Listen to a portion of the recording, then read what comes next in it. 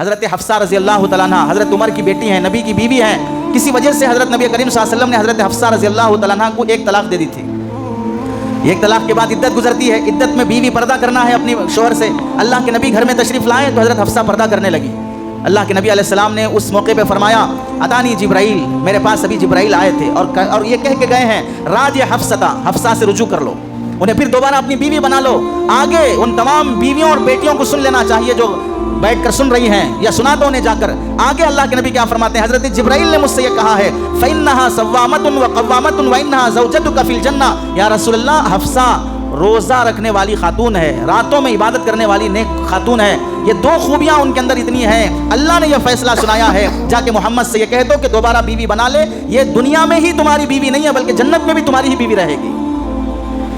کس بنیاد پر؟ صوامۃ و قوامۃ، بڑی روزہ رکھنے والی خاتون ہے، بڑی رات کی تہجد گزار خاتون ہے۔ فرشتوں کے ذریعے سے آسمان سے بشارتیں ملتی ہیں اگر روزے کی پابندی، رات کی تہجد بندے کو ملنا شروع ہو جاتی ہے۔ سحر اور افطار کے سلسلے میں، سحری کا وقت اور افطار کا وقت، ہم لوگوں میں ایک غلطی ہوتی ہے، سحری بند کر دو کا سیرن یا اعلان آ جانے کے بعد کوشش کرو کہ سحری بند کر دو، رات کے 12 بجے سے کھانا شروع کرو، کھاتے رہو کھاتے رہو کھاتے رہو، کوئی پرائم منسٹر منع نہیں کرے گا، کوئی سی ایم منع نہیں کرے گا، اس واسطے کہ آپ جو اپنے گھروں میں کھا رہے ہیں یہ آپ کا اپنا ہے، کسی کے ابا حضور کا نہیں ہے، کسی کے والد محترم کا نہیں ہے، اس واسطے 12 بجے سے کھاتے رہو، ہو سکے تو جنات کو بھی ساتھ میں بٹھا لو، کوئی منع نہیں کرے گا اور برکت آئے گی، اور 4، 4:30، 4:45 تک کھاتے رہو جب تک سحری کا وقت باقی ہے۔ لیکن جیسے ہی سیرن بجے اور اعلان آ جائے مسجد سے کہ اب بند کر دو، تو شرافت یہی ہے کہ اب بند کر دو۔ 5 منٹ کی وجہ سے اگر بے صبری دکھائے تو ہو سکتا ہے کہ روزہ غارت ہو جائے۔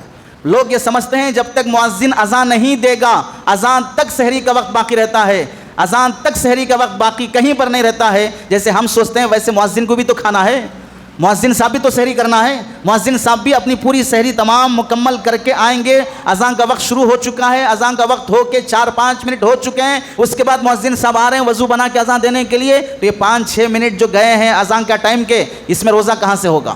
اور ہم سمجھ بیٹھے ہیں کہ اذان تک سحری کا وقت باقی رہتا ہے۔ اس واسطے شرافت اس میں یہی ہے، مسئلے کی روح سے یہ سمجھ لیں، جہاں سحری کا وقت ختم ہوا وہاں سے فجر کا وقت شروع ہوتا ہے، بیچ میں کوئی ایسا وقت نہیں ہے جو نہ سحری میں داخل ہے نہ فجر میں داخل ہے۔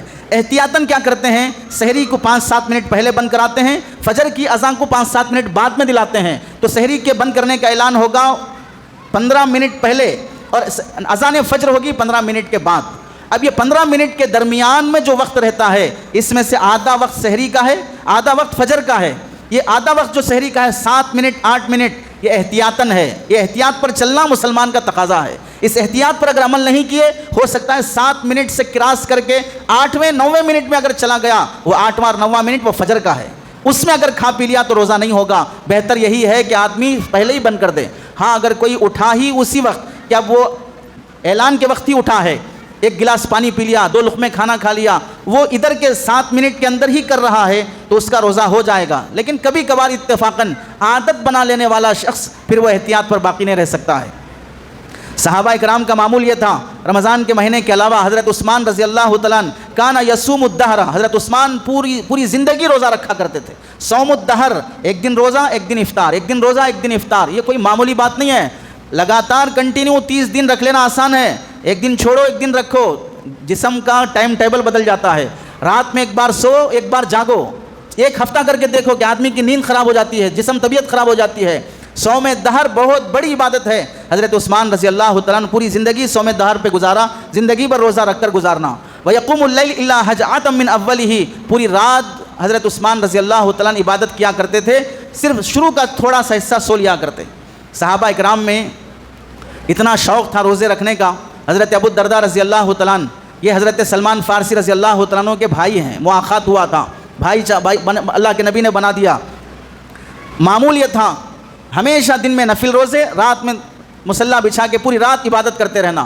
حضرت سلمان فارسی گھر آئے، دیکھا ان کی گھر والی پرانے میلے کچیلے کپڑے، چوٹی صحیح نہیں، کپڑے صحیح نہیں، پوچھا کیا بات ہے؟ تو بیوی نے کہا کس کے لیے پہنوں کس کے لیے سوروں؟ اب تمہارے یہ بھائی کو تو بیوی کا خیال ہی نہیں ہے، نہ میرا بننا سورنا کچھ دیکھتا نہیں ہے، تو سمجھ گئے کہ بیوی میں دلچسپی نہیں ہے، تو کھانے کے لیے دسترخوان بچھا۔ حضرت ابو الدرداء سے حضرت سلمان فارسی رضی اللہ تعالیٰ عنہ نے فرمایا بیٹھو کھاؤ، کہنے لگے نہیں میں روزے سے ہوں، ٹھیک ہے میں بھی نہیں کھاؤں گا۔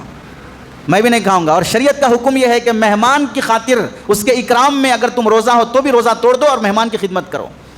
نفل روزے کے بارے میں حکم ہے تو روزہ توڑ کے کھانا شروع کیے. دونوں کھائے. جب شام رات سونے کا وقت آیا, یہ بستر پر لیٹے, حضرت ابو الدرداء کھڑے ہو کر نماز پڑھنے جانے لگے. ہاتھ پکڑ کے کہا سو جاؤ خاموش, سلا دیا. پھر تھوڑی دیر کو اٹھے, کہا پھر سو جاؤ خاموش. جب تہجد کا وقت ہوا تو پھر اٹھایا کہ آپ اٹھو, آپ دونوں مل کے تہجد پڑھتے ہیں. اس کے بعد حضرت سلمان فارسی رضی اللہ تعالیٰ نے فرمایا فَإِنَّ لِرَبِّكَ عَلَيْكَ حَقٌّ, کہ تیرے رب کا تجھ پر حق ہے, رب کی خاطر بھی کرو عبادت. وَلِنَفْسِكَ عَلَيْكَ حَقًّا, اور تمہاری جان کا بھی تم پر حق ہے, کھاؤ پیو اچھے صحت مند رہو. وَلِأَهْلِكَ عَلَيْكَ حَقًّا, تمہاری گھر والی کا بھی تم پر حق ہے, اس کا بھی خیال رکھو. فَآتِ كُلَّ ذِي حَقٍّ حَقَّهُ, ہر حق والے کو اس کا حق دیا کرو. یہاں کیا معلوم ہوا؟ صحابہ میں شوق اتنا تھا کہ رمضان کے علاوہ وہ نفل روزے بھی خوب رکھا کرتے تھے. اللہ کے بعض بندیاں دیکھو, حضرت حفصہ رضی اللہ تعالیٰ عنہ حضرت عمر کی بیٹی ہیں, نبی کی بیوی ہیں. کسی وجہ سے حضرت نبی کریم صلی اللہ علیہ وسلم نے حضرت حفصہ رضی اللہ تعالیٰ عنہ کو ایک طلاق دے دی تھی. ایک طلاق کے بعد عدت گزرتی ہے. عدت میں بیوی پردہ کرنا ہے اپنی شوہر سے. اللہ کے نبی گھر میں تشریف لائے تو حضرت حفصہ پردہ کرنے لگیں. اللہ کے نبی علیہ السلام نے اس موقع پہ فرمایا اتانی جبرائیل, میرے پاس ابھی جبرائیل آئے تھے اور یہ کہہ کے گئے ہیں راج حفصہ, حفصہ سے رجوع کر لو, انہیں پھر دوبارہ اپنی بیوی بنا لو.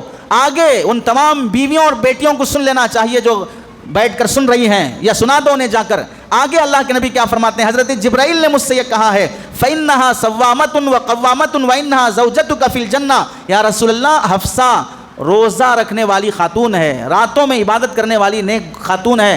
یہ دو خوبیاں ان کے اندر اتنی ہیں. اللہ نے یہ فیصلہ سنایا ہے, جا کے محمد سے یہ کہہ دو کہ دوبارہ بیوی بنا لے. یہ دنیا میں ہی تمہاری بیوی نہیں ہے بلکہ جنت میں بھی تمہاری ہی بیوی رہے گی.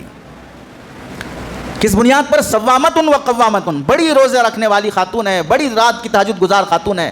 فرشتوں کے ذریعے سے آسمان سے بشارتیں ملتی ہیں اگر روزے کی پابندی, رات کی تہجد بندے کو ملنا شروع ہو جاتی ہے.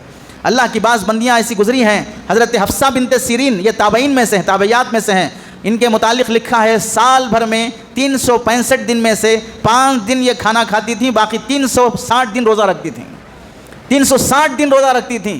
اتنی نیک خاتون تھیں, قرآن کی بڑی بہترین قاریہ تھیں, بڑے بڑے علماء ان کے پاس قرآن سیکھنے کے لیے آتے تھے. ایک اور خاتون گزری خنسہ بنت خدام, 40 سال تک مسلسل روزہ رکھنے کا اہتمام رہا. عبداللہ بن غالب حمدانی رحمۃ اللہ علیہ ایک بڑے بزرگ گزرے ہیں. جب ان کا انتقال ہو گیا, قبر میں دفنایا گیا تو ان کے قبر سے خوشبو آنے لگی, اور کسی نے خواب میں دیکھا, پوچھا اللہ نے کیا معاملہ کیا؟ کہا جنت کا فیصلہ ہوا اور جنت میں مزے سے ہوں. پوچھا خبر کی خوشبو کس وجہ سے آ رہی تھی اور جنت کا فیصلہ کس وجہ سے ہوا؟ تو کہنے لگے جنت کا فیصلہ 2 وجہوں سے ہوا ہے. ایک تو ایمان کے ساتھ ساتھ تہجد کا بہت اہتمام ہوتا تھا اور روزوں کا بہت اہتمام ہوتا تھا. روزے نے اور تہجد کی نماز نے مجھے جنت کا فیصلہ کرا دیا.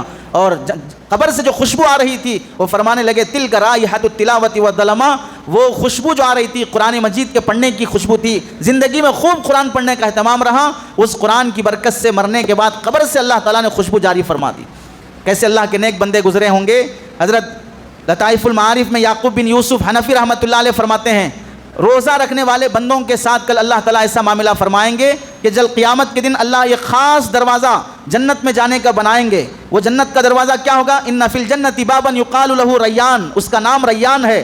یدخل منہ الصائمون یوم القیامہ, اس دن قیامت کے دن روزے داروں کو ہی اللہ اس دروازے سے جنت میں بھجائیں گے. لا یدخل منہ احد غیرہم, روزے داروں کے علاوہ کوئی اس دروازے سے جا نہیں سکتا. اللہ کل قیامت میں پوری پبلک کے سامنے اعلان کریں گے این الصائمون, روزے دار کہاں ہیں؟ فیقومون, یہ کھڑے ہوں گے. لا یدخل منہ احد غیرہم, ان کے علاوہ کوئی اس دروازے سے انٹری نہیں لے سکتا. فاذا دخلوا اغلق, جب یہ روزے دار چلے جائیں گے تو وہ دروازہ بند ہو جائے گا. اس سے روزے داروں کی عزت پورے لوگوں کے سامنے ہوگی کہ وہ VIPs کا دروازہ ہے, اس سے کوئی دوسرا نہیں جا سکتا. اور فرماتے ہیں کل قیامت کے دن اللہ تعالیٰ اپنے روزہ رکھنے والے بندوں کو خطاب کر کے فرمائیں گے کیا؟ اولیائی, میرے دوستوں, اولیاء ولی اللہ کا دوست ہوتا ہے. ان سے فرمائیں گے طالما نظرت الیکم فی الدنیا, جب بھی میں دنیا میں دیکھتا تھا قد قلصت شفاہکم, تمہارے ہونٹ سوکھ گئے ہیں, آنکھیں اندر چلی گئی ہیں, پیٹ سے لگ گیا ہے, روزے میں تمہارے چہرے خشک ہو گئے ہیں, تم بھوکے تھے, پیاسے تھے. آج میں تمہیں اس کا بدلہ دیتا ہوں کہ سارے روزے دار ایک دسترخوان پر بیٹھو, سب کے ہاتھ میں جنت کی شراب ہوگی, جنت کی شربت ہوگی, جنت کے میوے ہوں گے, ایک دوسرے کا اکرام کرتے ہوئے مزے لے کے کھاتے رہو.